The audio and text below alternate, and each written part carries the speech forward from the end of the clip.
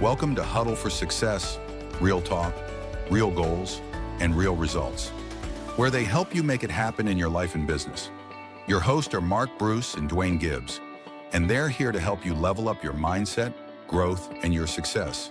Whether you're after personal growth or financial growth, they have you covered. Now let's huddle up. Welcome to Huddle for Success. I'm your host, Duane Gibbs. Alongside of me, my partner, the Hall of Famer, Mark Bruce, as always, where we come to you every Monday for our weekly podcast. Also, join us every Wednesday and Friday where we do a quick huddle up, a 3 to 5 minute mindful thought of the day. And so today, have a special guest. Welcome, welcome, welcome. How's it going? Hey, Kevin. Hey, it's going good. Going good. Great You to talking have to you me or here. talking to Mark?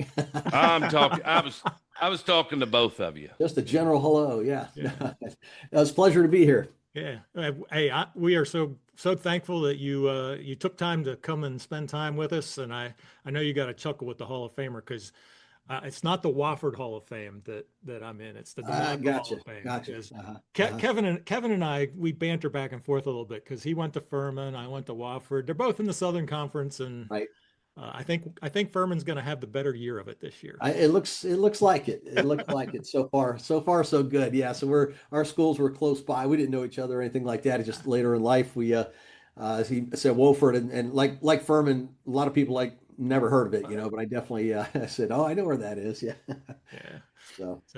So a more formal introduction. I thought Mark was going to say something. So anyhow, Kevin Shortle, great friend of both of ours. I've worked with Kevin close to 15 years. We traveled all around the country together, educating people on how to buy notes at a discount. And so he's going to get into that, and we're just going to go back and forth and have just a casual conversation today and talking about not only industry, but also challenges that he faced coming up into the business, challenges that he sees in today's marketplace, and why it's important to not only stay focused, but also, get educated, have a personal mentor, someone that can not only see what you don't know, but also being able to take you down a road that you've never been before. And so with that being said, let's dive into some of these questions, Kevin. Let's talk a little bit about why you got started in what you do, and kind of let's build that out. Yeah, sure. So I was in real estate. I always wanted to be in real estate growing up. That was just a thing. I read books about it and everything else, how you could borrow other people's money and buy real estate and become a landlord, flip property, do all these things. And I thought that was just fantastic. And I set a goal from that. Interestingly enough, I do remember, you remember the yearbooks that you used to get in high school. And I remember writing in people's books, and they showed it to me later, that I'm going to be in real estate and this and that. So, I mean, I always had a drive to be in that arena, just didn't quite know what it was going to be. So, yes, I went to Furman, as we were just kind of joking about there, but I went to Furman. When I graduated with the business degree, I mean, I was kind of wide open. What did I do? I got into real estate. And it didn't go the path that I was hoping it would. It became very challenging, and you got to work a lot on commission. But I started as an appraiser, which was salaried, but I wanted to make some big bucks, so that was going to be in real estate sales, and that didn't pan out that way in real estate sales for me. But it gave me challenges, and at the time, you're in the trenches, you're trying to make money, you're trying to eat, so I had to bartend at night and try to sell real estate in the day and slug it out. But in hindsight to where I am now, and I'll explain that in just a minute, all those things were little skills that were being taught to me, and I just didn't see where they could ultimately take me. I mean, for example, one of the things that I knew real estate and I knew valuation very well, better than anybody in our office, because I know that the owners said, "Hey, why don't you hold a class every Wednesday in front of all the agents and talk about a topic?" I'm like, okay.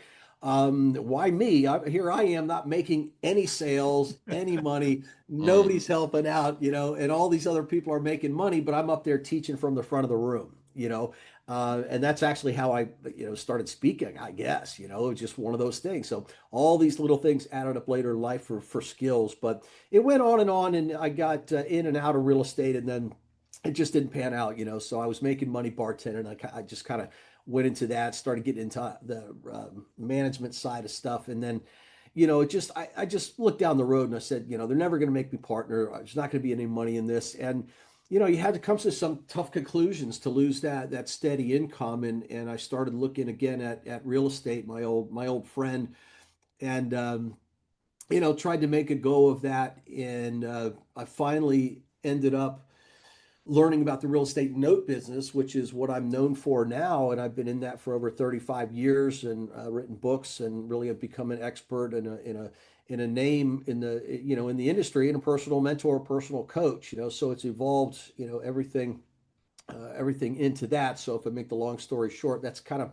what I got into. So for those who don't know, real estate note investing is buying the debt on the property. So I buy real estate backed mortgages. So just as a quick example, in case your listeners that don't understand that, is if you're making a mortgage payment right now to Bank of America, I buy that debt from Bank of America. Now you make the payment to me. And you've all probably received, if you own a home and you have a mortgage, letters like that before. Hey, you no longer pay this company, you pay that company. So I don't own the real estate. I just own the debt on the property. So it's a bit of a niche in the real estate umbrella. Gotcha. Well, I was going to say, and Kevin is one of the best teacher, well, if not the best teacher I've ever had, especially when it came to notes, because that's how I met you, was through the note business, and you were doing 3-day classes on notes, and it's like, man, I came to him like time after time, and every time I came to one, I learned something new, and Not only did you learn something new, you ended up buying some of the assets that I would review. Well, yeah, we did do that, didn't we? Yeah, and it's something that I enjoy, the teaching, and it's a great platform. My latest version of that, though, I think is what's most relevant to what you all are doing and what you're talking about here. I was in a high paid position. It was something that was, relatively easy for me to do, as you can attest to. All those 3-day trainings, we did so many of them per year. I mean, even though my presentation wasn't a memorized script, you can't memorize 6 hours a day, but there was a pattern. There were certain things and that I would always cover, and then there was always something new. But the problem became that you get comfortable, and a lot of times when you get comfortable, you start to give up on stuff. And as you guys talk about in your playbook for life, when do you start to recognize that you're stuck? And it's important, I think, for people to do that. And I was definitely stuck because, again, on the one hand, you're going, I hate this. I'm not getting the support. I'm not getting the positive feedback that I need on this. It's not working. I'm around negative people, negative environment. And now I'm hearing some negative things from the customers, not on things that I've done, but from the home office. And it was very uncomfortable. And it's something where you're like, well, when do I break? When do I finally decide, hey, enough is enough? Because the hard part is you're making good money and you've got a family to support and you've got bills to pay and you get stuck. And I thankfully, I've learned and studied these principles like you did, Mark, for a long time, Think and Grow Rich and all these things. I studied those. And I try to live by those. It's a constant thing, right? If you get away from it, it's hard to get back in that mindset, and that's why you need the coaching and that sort of things that you guys offer. But I had a short enough fuse on that where I think the owner of that company said he'll never leave, because of the money. And he was wrong. Yeah. He was very wrong. And I just on a weekend, I had a conversation with somebody. I heard some things that were said or what was going to happen at the next meeting. I said, what am I doing? What am I doing? This is it. I've reached that. I've made that paradigm shift, right? It's like, okay, I'm out of that. I'm moving on to the next thing, and I'll figure it out. That was the other thing. I didn't have all the answers, but I knew I had that definiteness of purpose, where I could look at something and go, hey, you know what? I think I am the best in this business, but I think I can do it a better way, and I've got to get away from this negativity. And that's where I made the decision to leave, which I think shocked a lot of people. I had the support of my wife, which is important. And but we knew this could be, a little bumpy road as we get going. But once we get through that, we'll make this work. So that's, I think, for me, the latest example of these principles, that come down from a Napoleon Hill and Bob Proctor and you guys.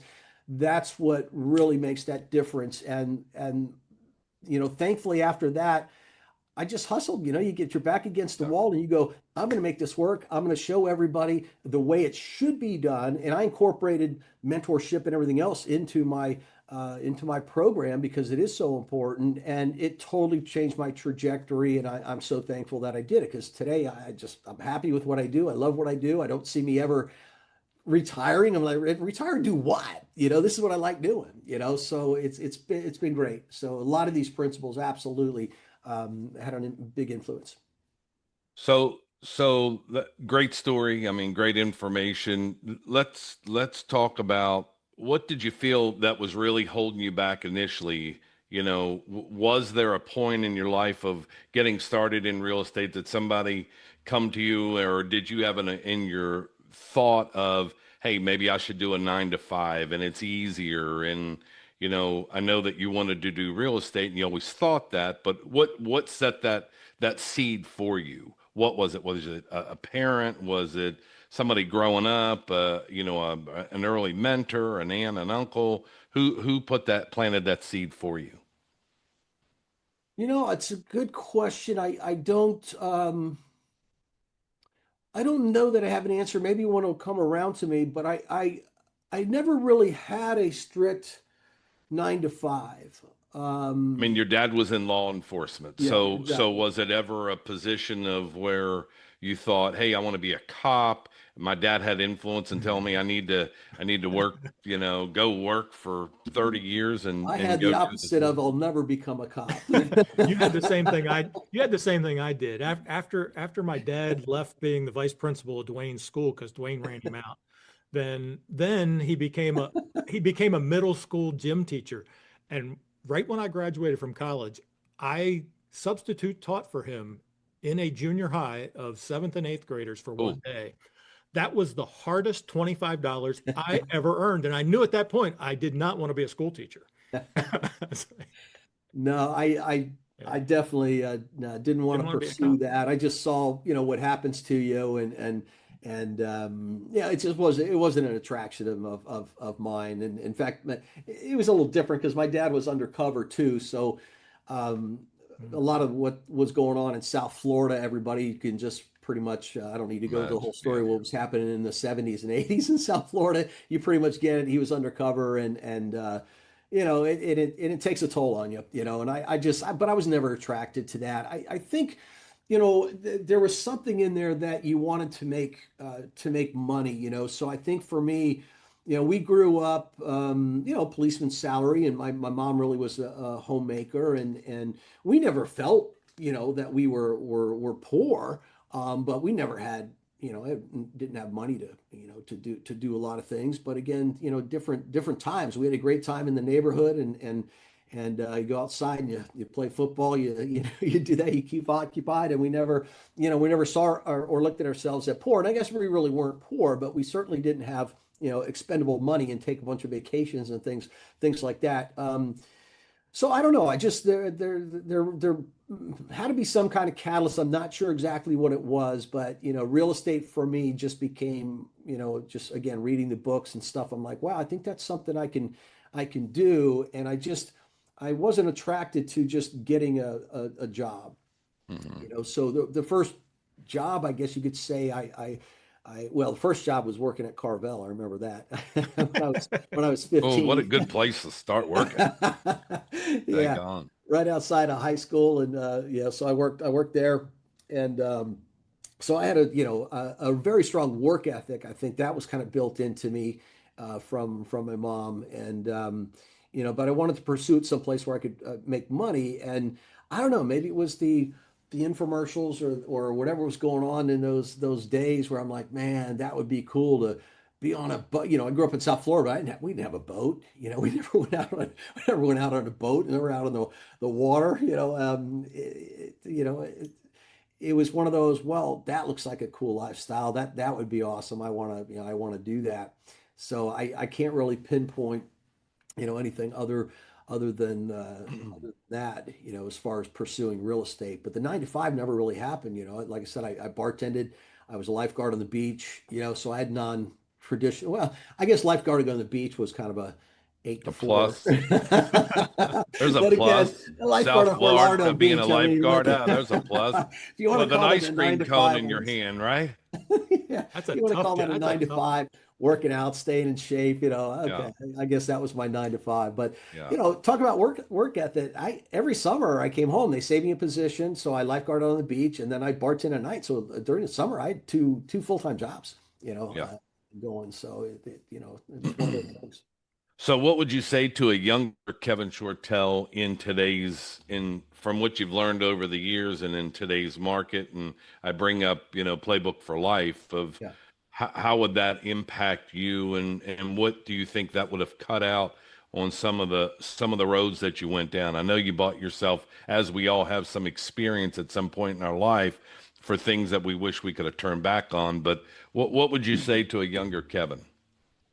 I think what I didn't have and absolutely could have shortened my path and got me on a accelerated plan was a mentorship. That's one thing I definitely didn't have. I didn't have anybody in real estate helping. As I said, even when I got into real estate sales, no other salesperson wants to help a real estate salesperson in the office. Your That's right. competitors, in one sense, Right. and nobody's going to help you that way. So I had no guidance there. The brokers, hey, if I can go up there and teach something to the class, that's fine, but they weren't really helping.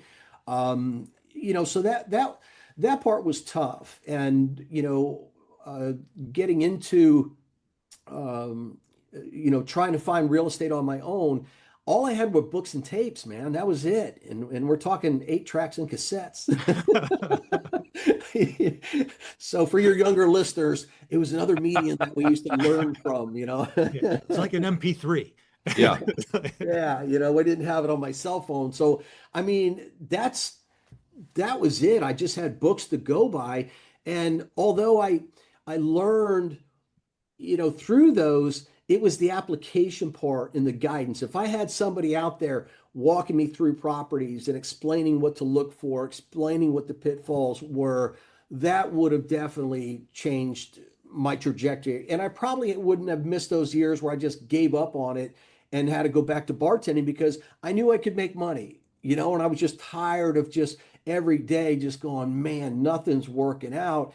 And then I had to work at night. I just, you start getting burnt out. And I just said, hey, I'm making money here. I'm just going to do that. Forget the real estate, and if I had a mentor at that time, I don't think that would have changed. Now later on, when I got into the property renovation side of real estate, I did end up partnering with somebody, and that's a form of mentorship as well, where he was the kind of guy who could build a house.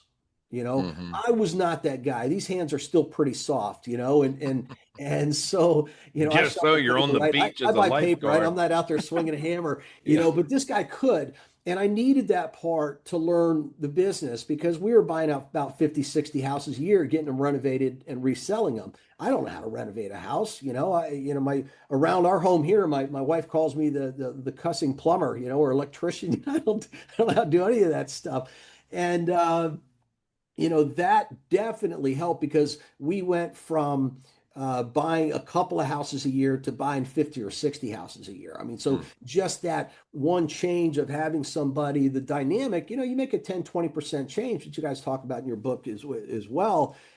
Down the road, it just it's such a dramatic difference. So I was able to really crush it on the property renovation when the market was right for that. And Mhm. when I got into the note space a little bit, same thing. I brought in a partner who had skills in a different area than I did. which makes a good partnership. And I was able to find the deals, get the deals, and kind of and turn it into a scalable business where he would just kind of take the deals, get them funded, handle the management side of things, and that worked well in the note space for me also. So that I think is critical, and that's why when I looked at our industry, when I left that high paid position and I just had enough, I said, okay, how and why would I do it different?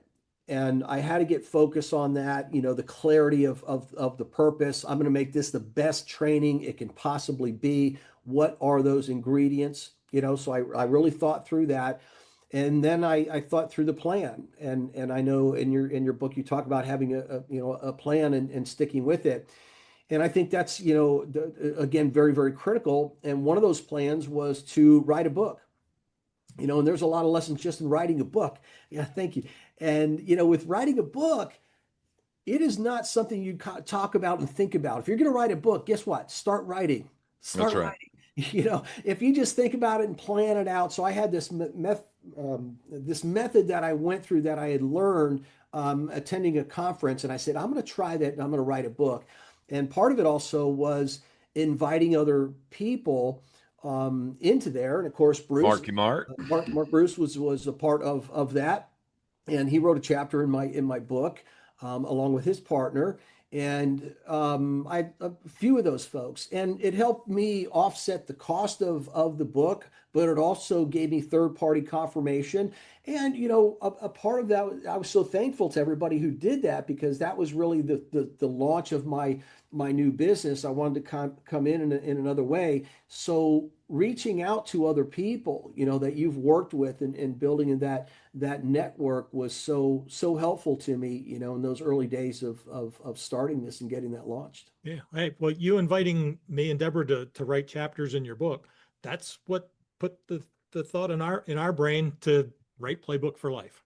Yeah. For sure. So we want to I thank you for inspiring us to sit down and write. Good. Yeah. And it's not an easy task, to sit down sometimes and write. There's a lot of like that. But yeah, it's so I think a lot of these lessons, to answer your question, Wayne. So all the people that you deal with on a daily basis, what is the biggest problem or challenge that you see that people are having in today's market? What's the issue? Because I could tell you, with all the years that I spent across the table with someone, at the end of the day, what they wanted was more time. And so you can buy training, you can buy a mentor, you can buy, education, you can buy whatever it is that you want, but you can't buy more time. And Right. so challenges that you have with students that you mentor and conferences that you go to and all, what's kind of the biggest pain point that you're seeing people face in today's market? If we expand that and say, think more globally, and by globally, I mean, I just like bigger picture, there's so much negativity today in general. There's just polar opposites on things. Social media has definitely changed people. That's changed their attention span, all those sorts of things. They're pulled all different directions. So I think the first thing is really getting people to focus, on hear new ideas and focus and have somebody do a little research. I think that's part of the beginning process, but because everybody's spoon fed so much information today, and a lot of it not positive.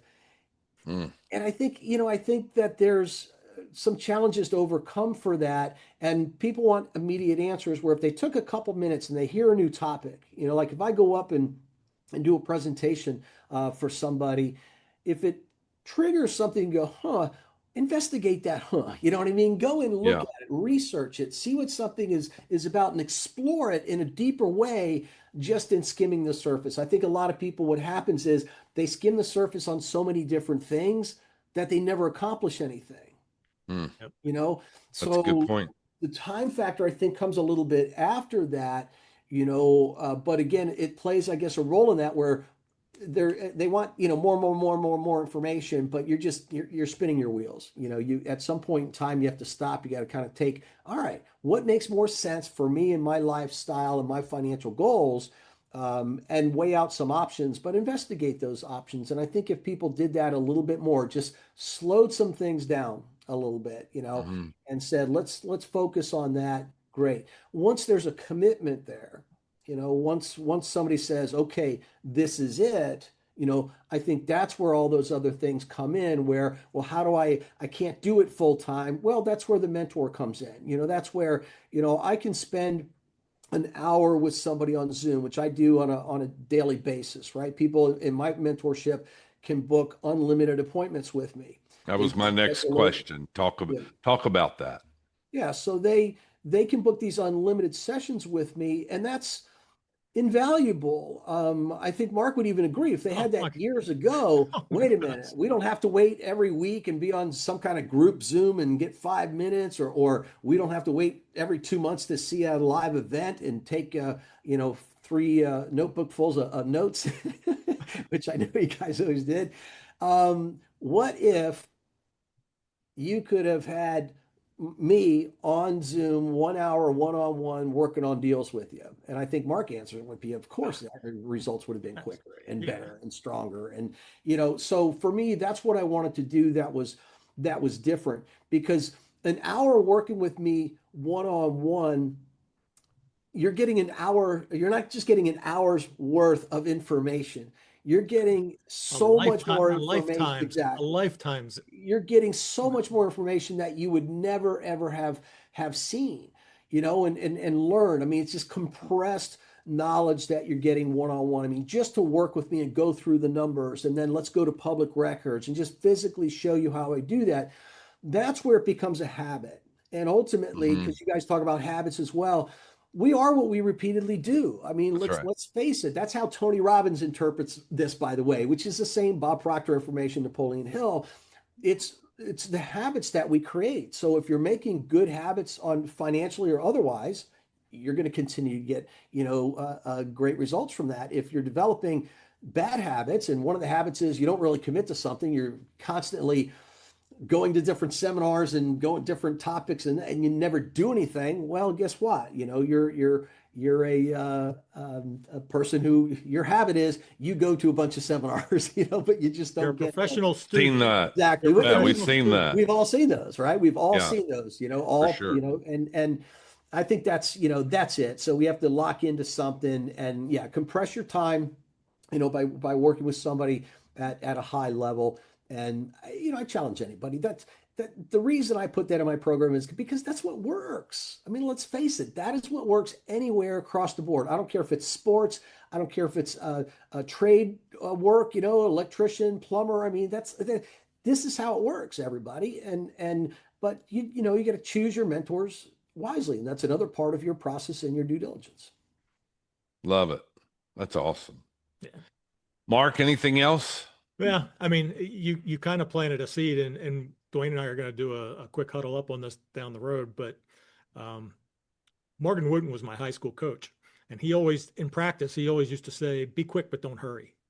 Mhm. And at first you're like, "Be quick, but don't hurry." What the heck does that mean? It's like, well, in sports, you always want to be quicker than your opponent. Mhm. And uh, I told this to somebody, and they said, "Well, what does that mean?" It's like, well, you want to be quicker so that you want it to be a reflex, and the only way you get to be quicker than your opponent is by first you draw the plan up, you draw it on the board, then you walk through it on the court, and then once you've walked through it, then you jog through it, and then you get faster and faster and faster. And that's what you've done. And that's what you help. I know that's what you help your students do, because that's what you helped us do. Repeat, repeat, repeat until you become so quick at it. I mean, when we were first learning from you, it was like, how does he know all this stuff so fast? But it's because you had repeated and repeated and repeated, and you became quick, and you didn't have to hurry to do it while we were trying to rush around it. Well, he's a product of the industry. He sleeps, eats this business every single day. So not only working with his students, but he, as a product of the industry, he invests in notes. So I mean, it becomes second nature to him, to where he can talk the language so fluently.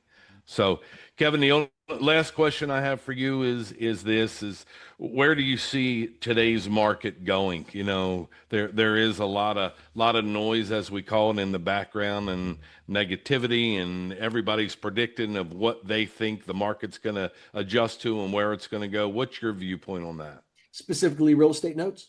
Yeah. Yeah. So in the real estate notes, I think we're going to be about where we are. In a year and a half, we're going to be about the same place we are, which is inventory is going to be heavily leaning towards performing notes. But performing notes are trading at really good returns, really safe because of the equity involved, excuse me, in the property. And I don't think we're going to see that swing over to non-performing notes again. And by the way, when we see non-performing notes, that's generally not a good economy, right? But in this industry, we make money whether it's a good economy or a bad economy. So we're well equipped, number one, in the industry. But the reason we're not going to see the non-performing note inventory for another couple of years is very simple. October 1st is an important date. I don't know when this airs, but October 1st is going to be right around the corner, I'm guessing, of when this airs. And October 1st, rules are changing at the Fannie Mae, Freddie Mac level. So at the very highest level in the mortgage industry, and they're ending the COVID rules and regulations. They're making some of those permanent, but they're putting some restrictions on them. So for example, there's people right now that have just been playing the system because COVID law said, as far as lending goes, COVID law said, hey, if somebody asks for a loan modification, you got to give it to them. No questions asked, no hardship letter, no bunch of paperwork to fill out, give them the loan modification. Ooh, so people figured that out. And guess what? The last non-performing note tape I saw, people have been making payments for 5-6 years. Crazy. Why? Because they just go through these modification exercises, throw a little money, then they stop paying. Then another bank picks it up. They go through a modification. So it's like, why would they pay? They're building a habit of not paying, talking about habits, right? And they don't want to break that habit. So they just continue to do that. Well, in October 1st, they're still going to carry on and make it light paperwork to get a mod, but they're putting a 2-year moratorium. They're going, you got 2 years. If we've modified you and it's been 2 years, we're done. We're selling the note as a non-performing note. And that's when it will trickle down to investors like myself and my students. But the people who are right now under the COVID rules and taking advantage of this system, they envelop into this new one. So they still got 2 more years to go. So there'll be some that are sold through there, but for the most part, the bulk of them have about another 2 years before the government says, that's it, we're selling the non-performing note, and you'll deal with somebody else outside of the free run that the government's given them. So that's why I'm thinking about 2 years that will start to change, and then we'll have to mop it up because there's an estimate of 6 to 8 million people that are doing that right now. And not quite as big as, back in the day, Mark, when you first got started, it was all tilted towards non-performing loans. And we had over 10 million people in facing foreclosure at that point. So this will be a smaller, but still very large wave, unless people just kind of say, knock it off. The other part of it's the student debt. Yeah. And that'll be kind of the unknown because a lot of people, whether their student debt was forgiven or not, in people's minds whose debt was not forgiven, they're going, well, if theirs is forgiven, I'm not paying mine. Well, that's going to change October 1st too, and that's all coming back, and that's not going to be forgiven debt. So if you're adding that on to expenses that people have with the same kind of an income, we may see that default rate go up even more. Now, just so everybody doesn't think, that doesn't mean that note investors swoop in and steal people's houses, okay? I want everybody to know that. We will swoop in and modify these loans so people can stay in their houses, and that's the big difference. That's awesome. Yep. Mark, anything else? Nope. I just want to, Kevin, thank you so much for coming on and being the great teacher that you are. Well, thank you very much. Anytime. That's a lot of fun. It goes by quick. Yes, it does. Yes. Anytime awesome. You guys want me back, and we don't even have to talk about notes. We can talk about motivation and mentorship and the thought behind all this stuff. So anytime you like. You are a great motivation to a lot of people. Yes. I've learned a lot from Kevin over the years. I've known him for, like I said, 15 years. We've worked together. We traveled together over the. Yeah, we still work together. And so travel all over the country for a long time. And so I appreciate you as a friend, somebody that I've learned from. Today, we've had a super guest on today, Kevin Shortle, author of Real Estate Without Renters and owner of ProSpeak Production. So Kevin, thanks again for joining us this episode of Huddle for Success. We look to see each and every one of you on our next episode. Also, catch us on our Huddle Up session every Wednesday and Friday. With that being said, stay huddled up. Thank you for tuning in to this week's episode of Huddle for Success. If you found it helpful and want to support others on their journey, share this podcast, leave us a rating, and drop your thoughts in the comments. We'll see you next week on Huddle for Success. Stay huddled up.